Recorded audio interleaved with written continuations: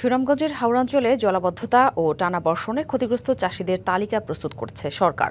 তালিকাভুক্তদের আগামী ৩ মাস ক্ষতির মাত্রা অনুযায়ী ৩ শ্রেণীতে ভাগ করে চাল ও নগদ সহায়তা দেওয়া হবে।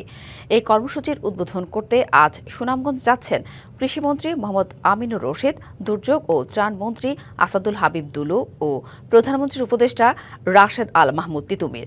এক ফসলি বড় এলাকা সুনামগঞ্জে এবার নেই উৎসবের আমেজ। অপরিকল্পিত ও অপ্রয়োজনীয় বাঁধের কারণে জলাবদ্ধতায় তলিয়েছে অনেক কৃষকের ফসল। বৃষ্টিপাতের কারণে খলায় নষ্ট হয়েছে কাটা ধান। ক্ষতিগ্রস্তদের ৩ শ্রেণীতে ভাগ করে সহায়তা দেওয়া হবে। বেশি ক্ষতিগ্রস্ত কৃষক প্রতি মাসে ৭,৫০০ টাকা ও ২০ কেজি চাল, মাঝারি ক্ষতিগ্রস্তদের জন্য নির্ধারণ করা হয়েছে ৫,০০০ টাকা ও ২০ কেজি চাল, কম ক্ষতিগ্রস্তরা পাবেন ২,৫০০ টাকা ও ২০ কেজি চাল।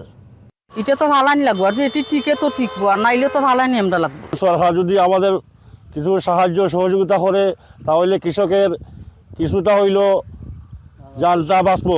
২০,১৬০ হেক্টর জমি প্রাথমিকভাবে আক্রান্ত বলে আমরা তথ্য পেয়েছি এবং এর মধ্যে চূড়ান্ত ক্ষতি হয়েছে আমাদের ১৬,৪০১ হেক্টর জমি।